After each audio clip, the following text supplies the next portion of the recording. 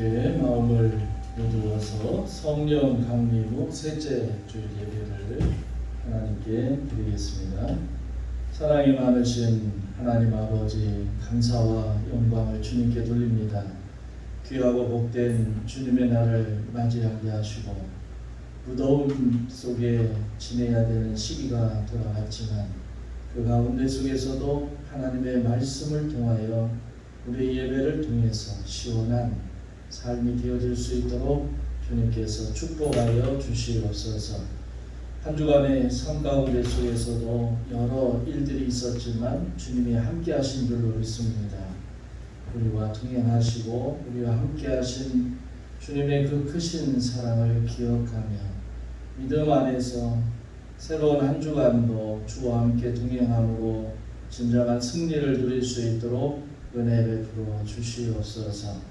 이 시간도 온 마음을 다하여 주님 앞에 예배를 드리오니 우리의 예배를 받아주시고 우리 안에 그리스도의 평강이 넘치도록 축복하여 주시옵소서. 이 시간도 주님 함께 하심을 믿고 예수님의 이름으로 기도하옵나이다. 아멘. 사도신조로 신앙 고백합니다. 전능하사 천지를 만드신 하나님 아버지를 내가 믿사오며 그 외아들 우리 주 예수 그리스도를 믿사오니 이는 성령으로 잉태하사 동정녀 마리아에게 나시고 본디오 빌라도에게 고난을 받으사 십자가에 못 박혀 죽으시고 장사한 지 사흘 만에 죽은 자 가운데서 다시 살아나시며 하늘에 오르사 전능하신 하나님 우편에 앉아 계시다가 저리로서 산자와 죽은 자를 심판하러 오시리라. 성령을 믿사오며 거룩한 공예와 성도가 서로 교통하는 것과 죄를 사하여 주시는 것과 우리 다시 사는 것과 영원히 사는 것을 믿사옵나이다. 아멘.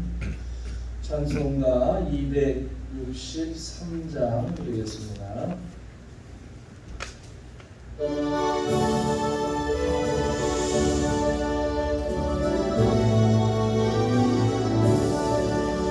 이 세상 엄하고 나 비록 약하나 너에게도 힘쓰면 영광을 얻겠네.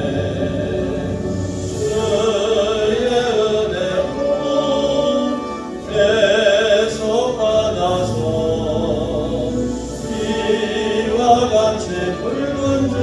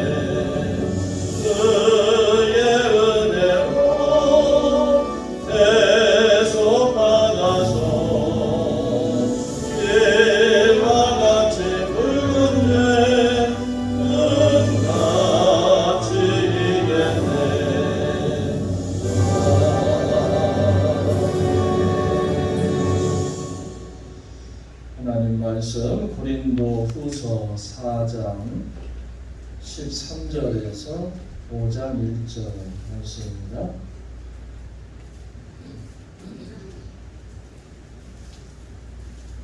고린도 후서 4장 13절에서 5장 1절 말씀 한 절씩 교독하겠습니다. 기록된 바 내가 믿었으므로 말하였다 한 것 같이 우리가 같은 믿음의 마음을 가졌으니 우리도 믿었으므로 또한 말하노라.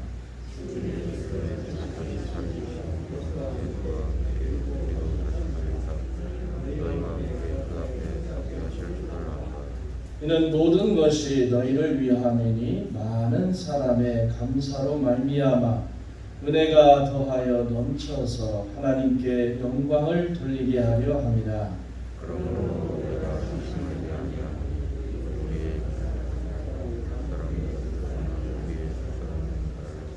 우리가 잠시 받는 환난에 경한 것이 지극히 크고 영원한 영광에 중한 것을 우리에게 이루게 하미니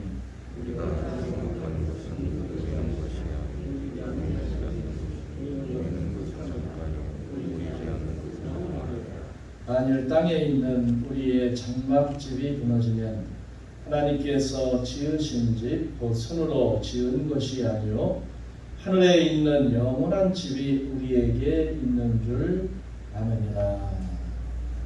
아멘. 할렐루야. 서로 인사하겠습니다. 주님의 이름으로 사랑합니다.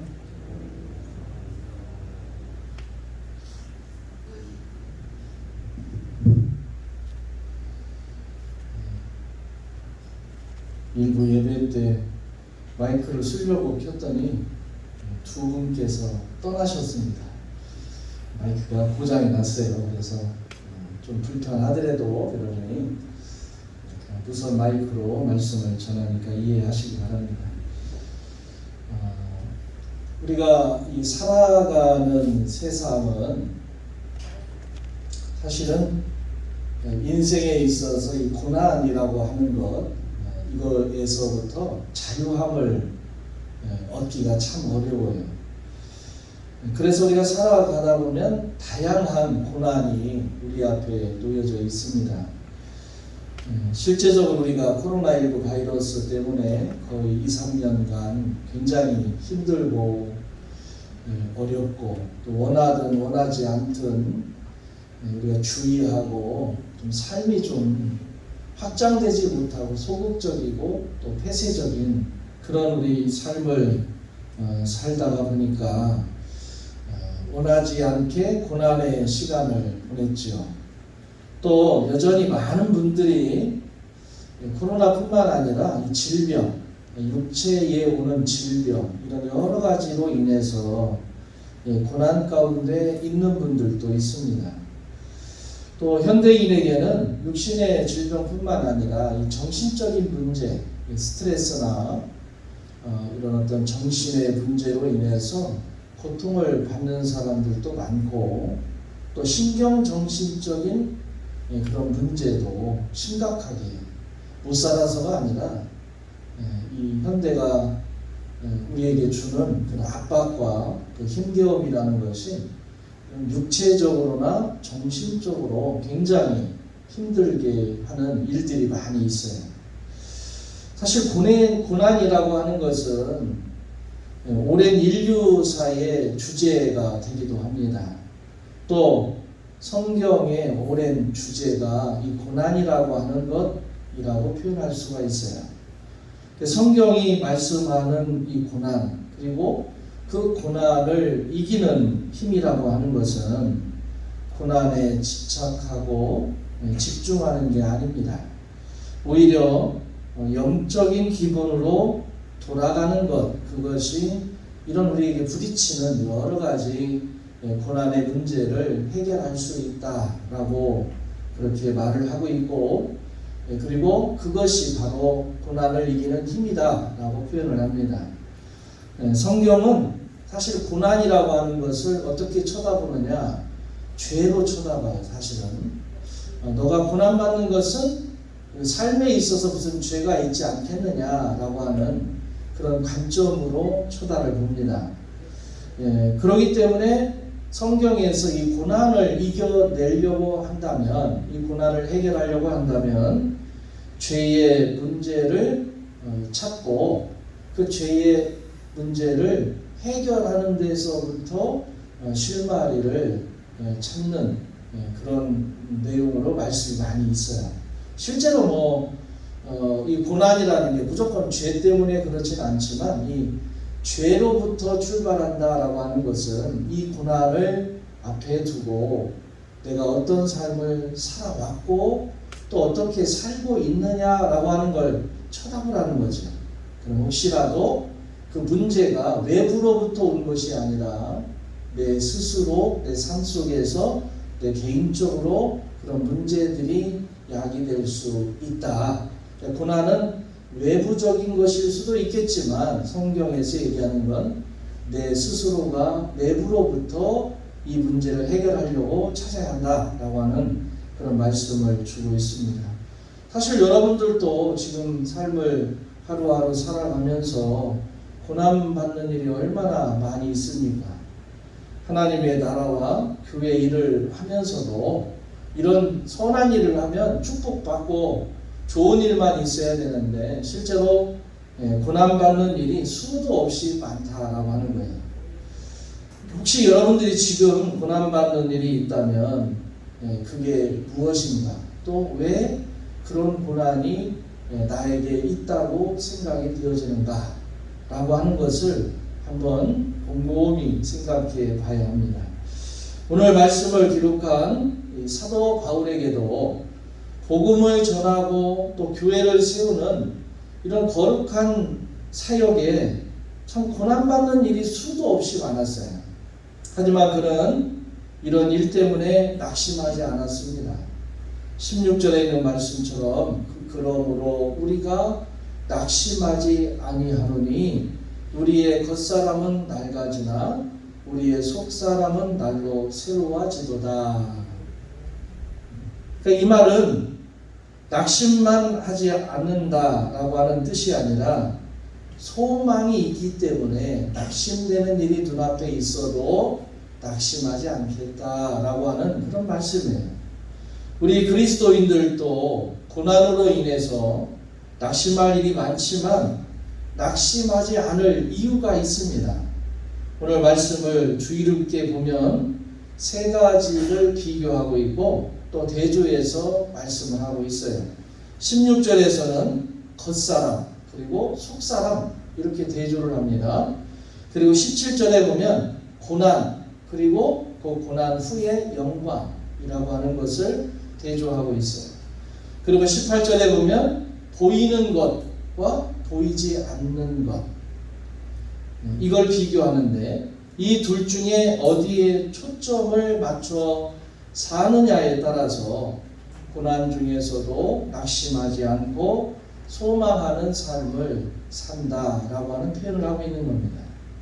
가장 먼저 16절에 있는 말씀처럼 우리는 낙심하지 않는다. 왜냐? 우리의 겉사람은 낡아지지만 우리의 속사람은 날로 새로워지기 때문이다 라고 하는 이런 말씀을 하고 있죠.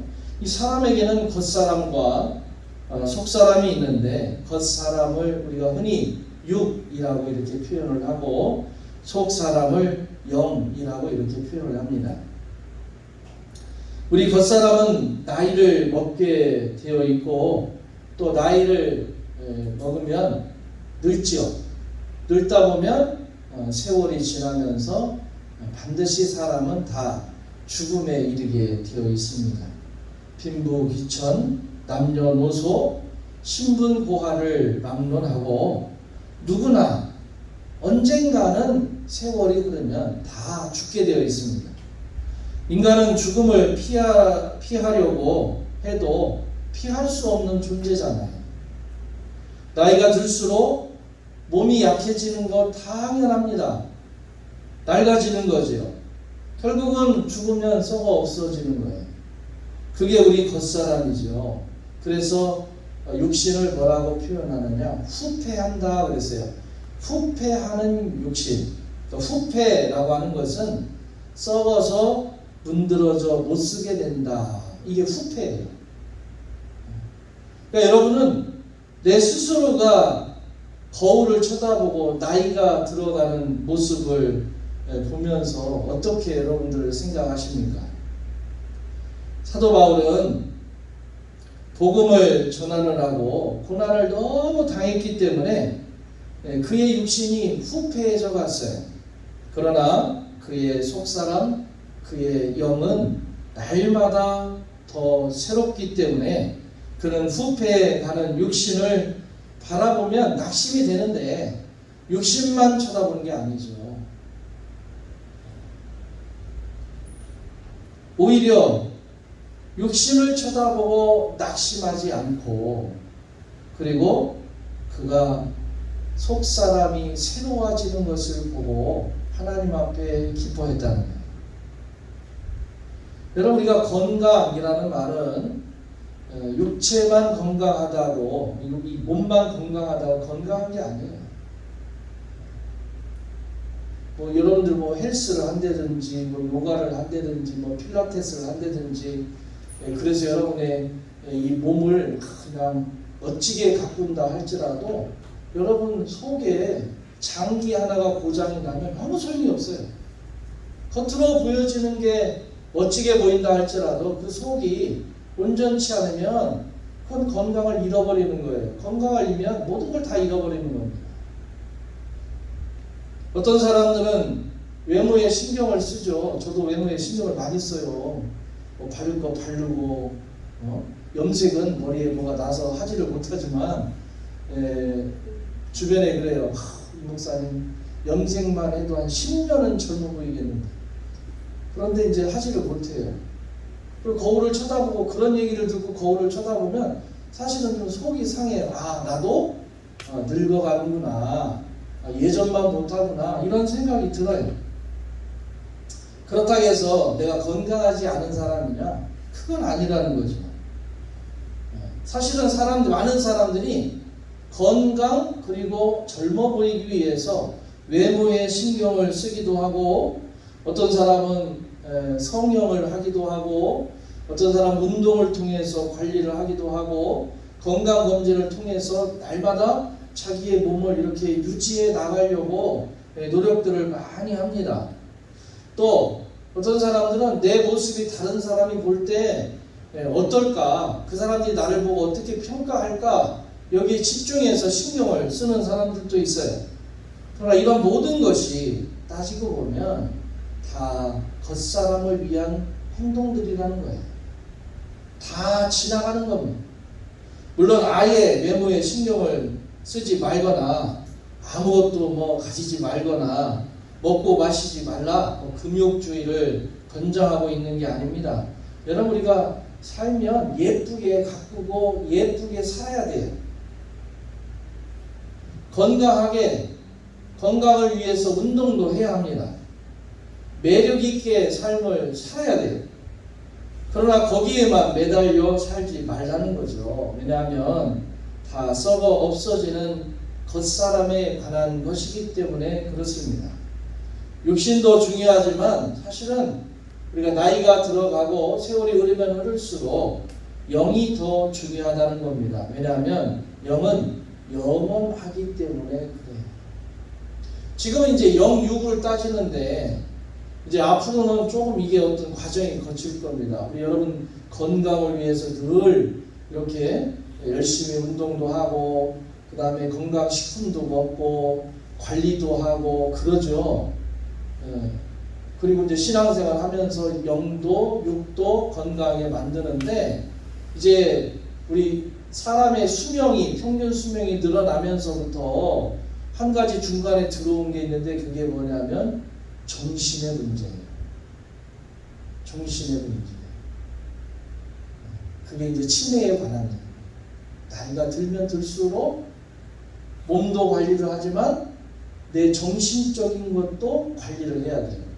그리고 본래 영과 육이라고 하는 것은 그냥 기본적으로 우리가 이원론적 사고에서 알고 있었지만 이 세월이 바뀌고 시대가 바뀌면서부터 정신의 문제도 등장을 했다는 거죠. 이것 때문에 굉장히 많은 사람들이 고통을 받기도 하고 힘들어하기도 하고, 그래서 보험회사에서 이 치매에 관한 것, 그 다음에 간병인에 관한 것, 자꾸 이런 게 나오는 이유가 뭐냐면 그게 많은 삶 가운데 고통을 주기 때문이에요. 그래서 그런 것을 만들어내는 거예요. 그런데 실제적으로 육신을 위해서 투자하는 것도 있지만 우리가 실제적으로 뭐 정신적인 것을 위해서도 같이 묶어서 육과 정신이라는 것이 지금은 이제 같이 묶여서 여러분들이 자꾸 생활할 겁니다. 뭐 공부도 하고 그 다음에 사람들과 대화도 하고 상담도 하고, 그래서 내 몸뿐만 아니라 정신의 문제도 치료하려고 해요. 그래서 사람들이 많은 에너지를 육과 정신 속에 쏟아 놓습니다. 근데 사실은 속사람, 영에 관한 것은 그렇게 관심을 두지 않아요. 사실은 우리 믿는 사람들이 이 속사람에 대해서 굉장한 관심을 가지고 속사람을 위해서 애를 써야 합니다. 속사람이 날마다 새롭게 되도록 여러분들이 주님과 함께하는 그런 믿음이 있어야 한다라고 하는 겁니다. 그러면 하나님과 주 예수 그리스도와 함께하는 이 교제를 통해서 매일 새로운 은혜와 축복을 누리게 된다라고 하는 사실이죠. 여러분이 속사람에 신경 쓰고 산다면 그 사람은 나이 들어 낡아져 가도 낙심되질 않아요. 왜? 내 속사람이 소망이라는 것을 통해서 건강해지기 때문에 그렇습니다. 또 17절에 보니까 우리가 잠시 받는 환난에 경한 것이 지극히 크고 영원한 영광에 중한 것을 우리에게 이루게 합니다. 그렇게 말씀했어요. 그러니까 사도 바울은 이 말씀에서 우리가 겪고 있는 일시적인 가벼운 고난이라고 이렇게 표현을 하고 있는데, 여러분 사도 바울이 겪은 고난이 일시적인 고난일까 한번 말씀에서 찾아봐야 돼요. 여러분 우리가 어떤 일을 하면 아이고 뭐 그런 일 가지고 왜 그래, 별것도 아닌데 이렇게 힘들어해 얘기하지만, 고난을 겪은 사람의 입장에서 그에게 뭐라고 얘기하냐면 네가 당해보지 않아서 그래, 너 겪어보면 그런 말이 쉽게 나오질 않아, 이렇게 얘기를 합니다. 이게 흔히 우리가 쓰는 말이에요. 사도 바울이 안 겪어봐서 이런 말을 하는 게 아닙니다. 그는 복음 전도하는 내내 가벼운 게 아니라 아주 중한 고난 가운데 처해 있었습니다. 그가 이 루스드라 성에서 복음을 전할 때 유대인들이 와가지고 무리들을 선동해서 사도 바울에게 돌을 던지게 합니다. 신성무릎죄로 돌을 던지게 해요. 이 던진 돌에 바울이 머리가 깨지고 온몸에 피투성이가 되고 혼절을 했어요. 그러니까 사람들이 흔들어보고 인기척이 없으니까 아 죽었구나, 그래서 그냥 들러 매다가 성 밖에 그냥 갖다 던져버렸어요. 죽은 사람인 줄 알고. 그 정도로 고난을 당했습니다. 사도 바울이 복음을 전하다가 여러 번 감옥에 들어갑니다. 억울하게 감옥에 들어가요. 그런데 일시적인 가벼운 고난이라고 왜 사도 바울이 자기 입으로 이런 표현을 했을까? 이게 일시적인 고난입니까? 이건 죽을 것 같은, 아니 죽음이 임박한 그런 엄청난 고난을 그가 겪었는데 이건 일시적인 거야, 별거 아니야, 이렇게 표현을 했다라고 하는 거죠. 너무 많이 어려움을 겪어가지고 그냥 그 피부로 와닿는 것이 별거 아니라고 판단해서 이렇게 말을 했을까요? 아닙니다. 마음이 아파서 눈물을 흘렸고 두들겨 맞을 때 아픔을 그가 온전히 느꼈습니다. 그러면 왜 고난이 일시적이고 가볍다라고 이렇게 표현을 했을까? 어떻게 그가 그렇게 생각하고 말할 수 있었느냐라고 하는 겁니다. 우리가 읽은 성경 말고 현대 성경에 보면 이렇게 번역을 했어요. 우리가 지금 겪고 있는 어려움과 고난은 아무것도 아니며 오래 가지도 않습니다. 이 짧은 고통은 영원히 다함이 없는 영광을 가져올 것입니다. 이렇게 현대어 성경에는 번역을 했습니다. 그러니까 사도 바울이 어디에 초점을 맞추는지 보면 왜 그렇게 표현했는가라고 하는 것이 이해가 됩니다. 그가 영원한 미래의 영광에 초점을 맞추다 보니까 거기에 비교해 볼 때 지금 자기가 겪고 있는 현재의 고난이라고 하는 건 잠깐이라는 거예요. 가벼운 것이라는 거예요. 죽을 것 같은 고통을 느꼈는데 지나갔다는 거예요. 돌에 맞으면서 나 이렇게 죽는구나. 내 삶이 이렇게 죽는구나. 이렇게 끝나는구나 했는데 시간이 좀 지나니까 그 순간이 넘어갔다는 거예요. 우리 학생들은 공부와 미래 진로 때문에 고민이 많죠. 특별히 고3 같은 경우에는 이제 며칠 남아서 하루하루 시계가 하는 게 막 심장이 뛰고 가슴이 막 덜덜 떨리고 그 순간이 다가올 때마다 이 압박이 오죠. 압박.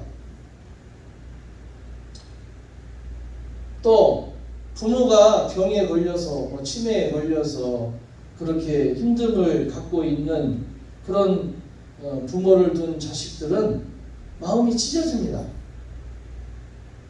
그냥 생각을 안 하게 해도 그 모습을 보면 그냥 가슴이 아파요.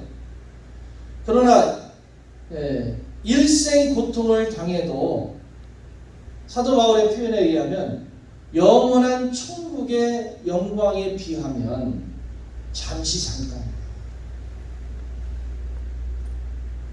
우리가 고통을 당할 때 어떤 시각으로 보느냐에 따라서 달라지는 것을 알 수가 있습니다. 미래의 영광은 지극히 크고 중요하고 영원한 영광이기 때문에 그래요. 요한계시록 21장 18절부터 21절에 보면 하나님 나라에 대해서 표현을 해놨는데 그 내용이 이렇습니다. 그 성벽은 벽옥으로 쌓았고 도성은 맑은 수정과 같은 순금으로 되어 있습니다. 그 성벽의 주춧돌들은 각색 보석으로 꾸며져 있었습니다. 첫째 주춧돌은 벽옥이요, 둘째는 사파이어요, 셋째는 옥수요, 넷째는 비치옥이요, 다섯째는 홍마노요, 여섯째는 홍옥수요, 일곱째는 황보석이요, 여덟째는 녹주석이요, 아홉째는 황옥이요, 열째는 노곡수요, 열한째는 청옥이요, 열두째는 자수정이었습니다. 또 12대문은 12진주로 되어 있는데 그 대문들이 각각 진주 한 개로 되어 있었습니다. 도시의 넓은 거리는 맑은 수정과 같은 순금이었습니다. 이렇게 표현했어요. 얼마 전에 방송에 보니까 큰 조개 있죠? 대왕조개 같은 조개에서 진주가 하나 나왔는데 그게 얼마냐면 160억을 호가한대. 동그란 거랑 큰 진주 하나가. 자, 성경에 대문 하나가 진주로 되어 있대요. 대문 하나가. 그러면 지금 현실에서 그 정도 되는 진주가 160억을 한다는데 대문 하나가 진주가 되어 있으면 얼마짜리겠습니까? 어마어마하겠죠.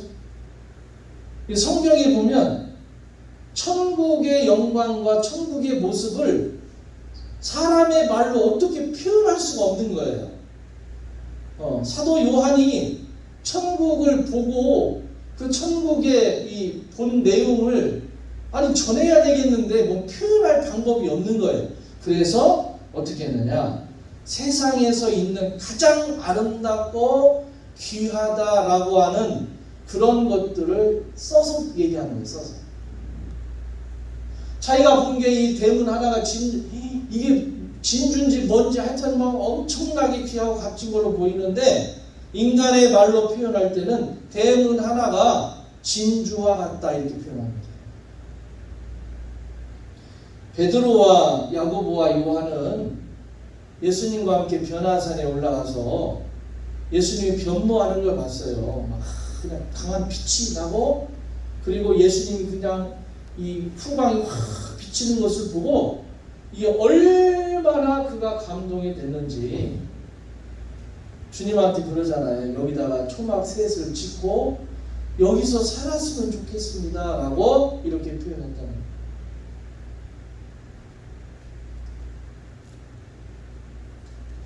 거예요. 여러분도 어렸을 때 그 시골에서 자란 분들은 잘 알 거예요. 저도 이제 어렸을 때 동네에 이때쯤 되면은 오는 사람이 누구냐면 아이스 깨끼 장사 하시는 분하고 엿장사가 와요.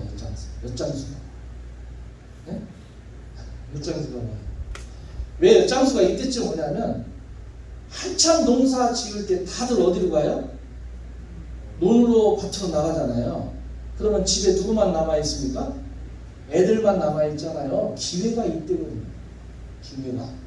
무슨 기회? 보물을 가져갈 수 있는 기회. 그러면 이제 막 이렇게 하면 동네 분들은, 어른들은 나가 있고 할아버지나 이제 집에 계시고 이제 이러면 엿장수가 옵니다. 아이들에게 가장 귀한 손님이 누구냐? 엿장수 아저씨인데 가위를 막 이렇게 치면서 뭐 얘기를 해요. 그러면 애들이 빈병, 집에 있는 빈병, 지금이야 빈병 아무것도 아니지만 저 어릴 때만 해도 그 빈병에다가 할머니들이 기름도 담아야 하고, 머리 손질하는 아주까리 기름도 담아야 되고, 아무튼 여러 가지 용도로 쓰는 병인데, 병이 작은 게 아니에요. 큰 병입니다. 특별히 저희 같은 경우는 한산 소곡주가 유명했기 때문에 소곡주 큰 병, 정종병 이런 걸 다 그냥 있으면은 엿은 먹고 싶은데 돈은 없고, 그러면 엿장수가 그러잖아요. 뭐 갖고 오라 그래? 야, 빈병이나 양은 그릇이나 못 쓰는 고물 갖고 오라고 합니다. 그러면 애들이 그 엿 한 조각 먹으려고 집에서 이렇게 봐가지고 저 기름병이 있다고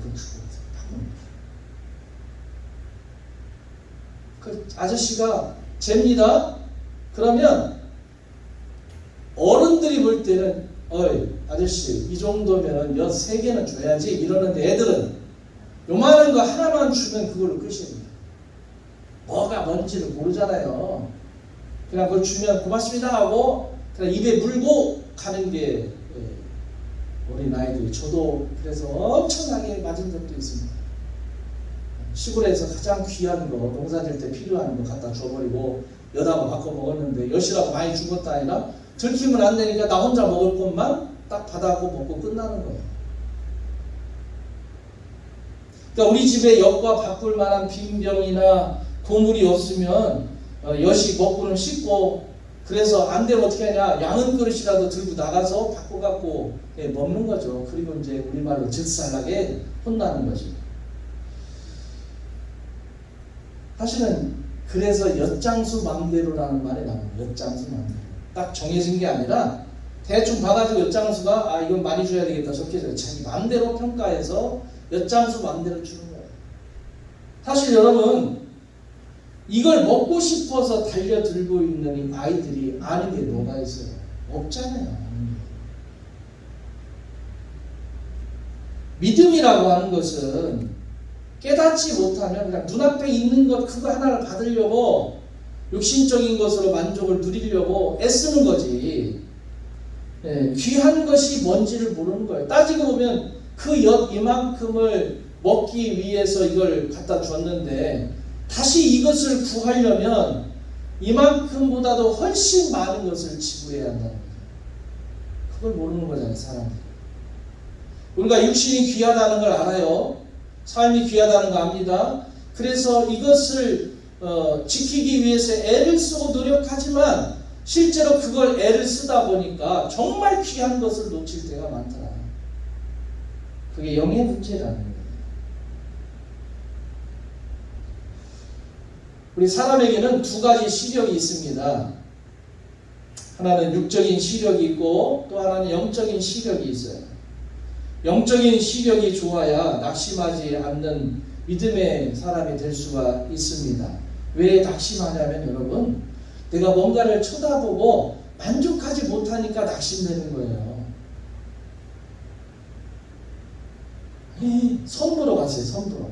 기대감을 가졌어요. 중매쟁이가 키도 크고 예쁘고 늘씬하고 인물도 좋고 말 표현도 좋고 좋다고 딱 갔어. 그래서 내 마음속에 그림을 그렸어. 이렇게 이 정도는 되겠구나 하고 딱 갔더니 내 마음에 안 차. 그래서 뭐예요? 실망하고 낙심하는 거예요. 우리는 보이는 것을 바라보는 것이 아니라 보이지 않는 것을 바라보는 믿음이 우리에게 있어야 한다는 거예요. 보이는 것은 잠깐이지만 보이지 않는 것은 영원한 것이기 때문에 그렇습니다. 영적인 시력은 무상한 것과 참다운 것을 구분할 수 있어야 한다는 거죠. 보이는 것은 헛되고 덧없는 것이고 보이지 않는 것은 사실은 참다운 것이에요. 사람의 일생을 통해 생각해 보십시오. 태어나서 때가 되면 공부하고 입시 준비하고 살다가 대학 진학해서 취업을 하고 결혼해서 가정을 이루고 승진을 하기도 하고 실패하기도 하고 사업을 하다가 잘 되기도 하고 사업이 그냥 쫄딱 망하기도 하고 그렇게 살다가 어떻게 하느냐 죽습니다. 이게 눈에 다 보이는 세상이잖아요. 우리가 알고 있는 세상. 이 세상 전체가 보이는 것으로 되어 있어요. 보이는 것으로. 이 세상 모든 사람은 보이는 것만 보고 살아갑니다.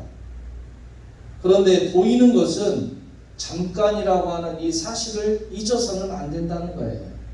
인생 무상하다라는 말 있죠. 솔로몬이 말한 대로 헛되고 헛되며 헛되고 헛되니 모든 것이 헛되도다. 보이는 것은 다 지나가는 겁니다. 이걸 항거할 사람은 이 세상에 아무도 없어요. 그러나 보이지 않는 것이 있다는 걸 기억해야 합니다. 하나님, 예수님, 성령님, 천국, 지옥 이런 것들은 눈에 보이질 않아요. 마지막 재림이 보이질 않아요. 예수 믿는 사람이 받을 영광과 심판 보이질 않아요. 그러니까 신앙생활 하다가 보이는 것을 쫓다가 오늘 우리가 고난을 받으면 낙심하고 좌절하고 실망하는 겁니다. 그래서 세상 사람이나 믿는 사람이나 다를 바가 없다라고 얘기를 해요. 여러분 그러나 바라보는 것, 바라보다, 뭔가를 본다라고 하는 것은 이게 번갯불에 콩 튀기듯이 슬쩍 보는 것이 아니라 책을 읽을 때 줄치며 보거나 우리 학생들이 컴퓨터 게임을 할 때 몰입해서 보는 것, 그걸 표현할 때 쓰는 이 단어예요. 보인다라고 하는 거예요. 그러니까 보이지 않는 세계에 보이지 않는 하나님에게 몰입해서 들어가서 거기에 초점을 맞춰놓고 사는 사람들이 누구냐? 그리스도인들이다라고 하는 겁니다. 믿음을 가진다라고 하는 것은 이 세상에 보이는 것에 시선을 두는 것이 아니라 슬쩍 보면서 보이지 않는 참된 것에 영적인 시선을 고정시켜야 한다는 거예요. 여러분, 우리가 살아가면서 여러분 앞에 낙심될 일이 있고 실망될 일이 지나갈 겁니다.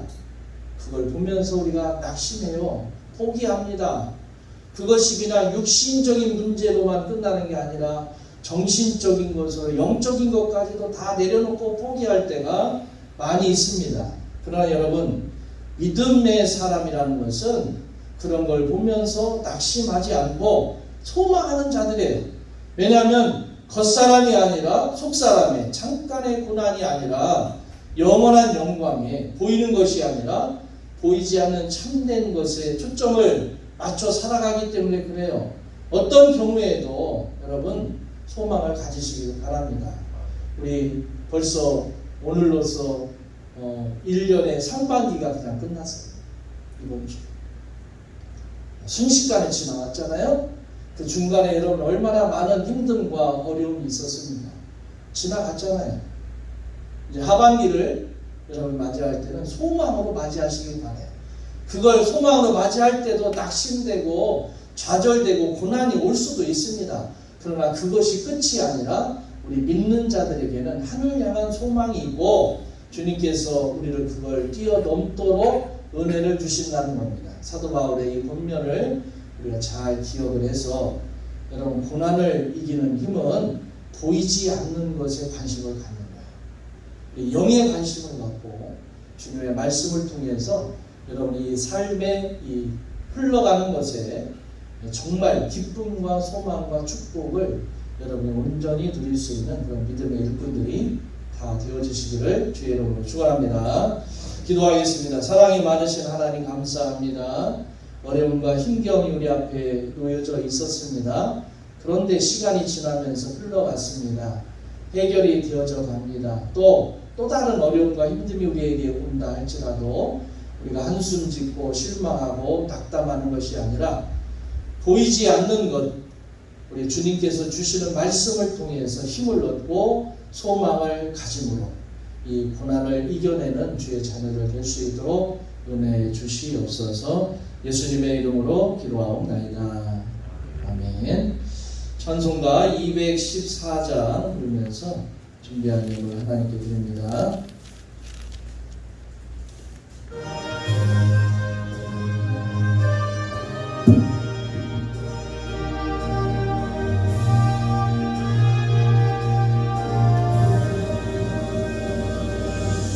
주의 도움 받고자 주 예수님께 빕니다. 그 구원 허락하시사 날 받아주소서. 내 모습이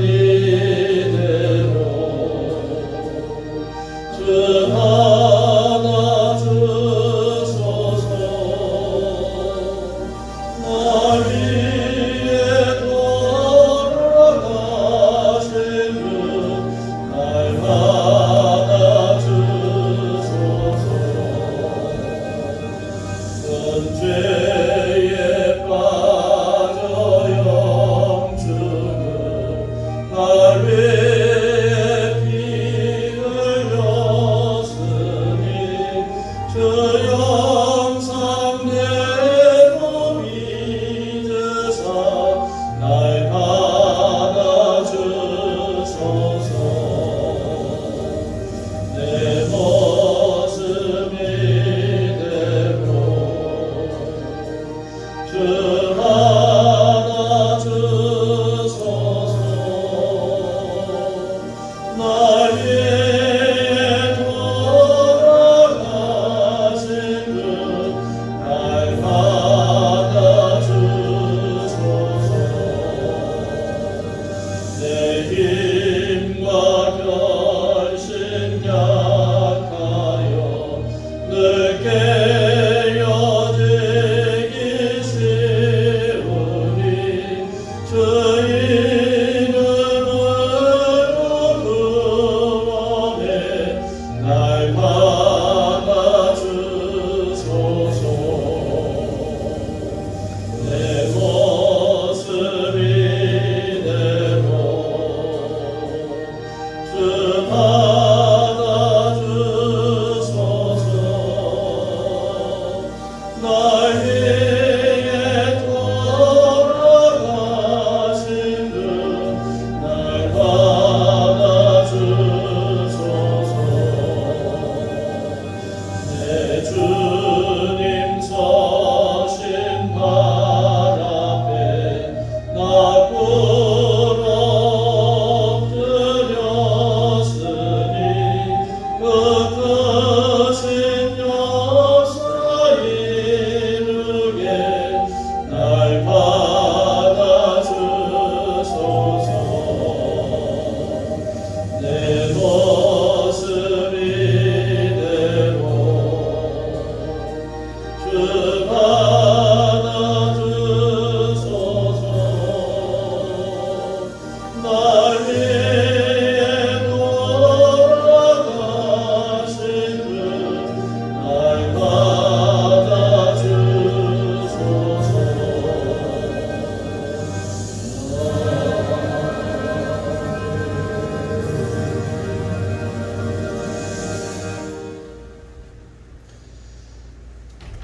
교회 소식을 전하겠습니다. 오늘은 성경 강림 후 셋째 주일입니다. 2부 예배 후에 당일의무입니다. 다음 주일은 맥주 감사 주일로 지킵니다. 상반기 동안 함께해 주시고 앞으로도 우리를 지켜주신 주님께 감사드리시기 바랍니다. 다음 주일부터는 이 독세 환경운동의 우리 총회 차원에서 교회 요청 사항입니다. 그리고 우리가 또 앞으로 환경 문제를 위해서 교회에서는 이제 다음 주부터는 일회용 컵이 아예 없어집니다. 일회용품이 없어지기 때문에 여러분들이 참고하시고 개인용 텀블러나 또 교회 보관용 개인 컵을 사용하시고 나는 교회에다 컵을 갖다 놓겠다 그러면 우리 부교육자한테 얘기하십시오. 이름표를 그 컵에다 붙여놓도록 그렇게 하겠습니다. 금주공사는 4교구이고 다음 주는 1교구입니다. 우리 장종열 장로님, 허금자 권사님 어머님 장례식 은혜 가운데 잘 마치고 감사한 마음을 담아서 예배 끝나고 나가면서 떡을 드립니다. 가져가셔서 맛있게 드시기를 바랍니다. 11조 순춘봉 장로님, 양일순 권사님, 김명수 집사님, 김정숙 권사님, 권호선 집사님, 백금순 권사님, 양상순 집사님, 박민식 집사님, 김송자 권사님, 이영민 청년, 이복순 권사님, 김명수 성도님, 김진아 집사님, 감사예물 백금순 권사님, 건강 주신 감사합니다. 김설, 김찬희, 김태훈 청년, 선교원금 정재여 청년, 김정숙 권사님, 정치예 성도님, 정다혜 성도님, 정성비 집사님, 김공순 권사님, 박민식 집사님, 김송자 권사님, 이복순 권사님 드립니다. 사랑의 하나님 감사합니다. 믿음 안에 주님 앞에 예배를 드리며 하나님의 앞에 영광 돌릴 수 있도록 은혜 주시니 감사를 드립니다. 이 시간 성별하고 구별하여서 11조 예물을 드립니다. 가정마다 복 있게 하시고 하나님의 놀라운 축복이 넘쳐나게 하여 주시며 그들의 손과 발 계획하고 소망하며 꿈꾸는 모든 것들이 주님 앞에 형통하게 이루어지게 하여 주시고 하나님 앞에 믿음으로 서는 자 하나님께서 믿어주시고 채워주시는 귀한 은혜가 있도록 축복하여 주시옵소서. 감사의 예물 기억하시고 감사한 마음으로 살아가는 삶이 복된 줄로 믿습니다.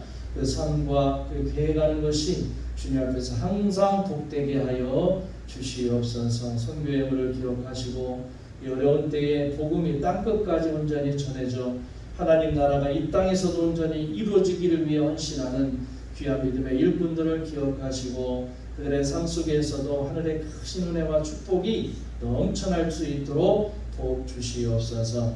주정금 기억하시고 주께서 드린 이 예배마다 하나님 축복하여 주셔서 아름다운 축복 그리고 선한 역사가 이 모든 가정에 이루어지도록 인도하여 주시옵소서. 지금은 우리 주 예수 그리스도의 은혜와 아버지 하나님의 무한하신 사랑하심과 성령님의 감화 교통 기름 부으심의 역사가 주님과 함께 동행하며 어떠한 환경과 역경이 우리 앞에 온다 할지라도 소망 가운데 영원한 주님을 바라보며 승리하기 원하는 주의 믿음의 일꾼들 앞길 위해 지금부터 영원토록 함께 하시기를 간절히 축원하옵나이다. 아멘.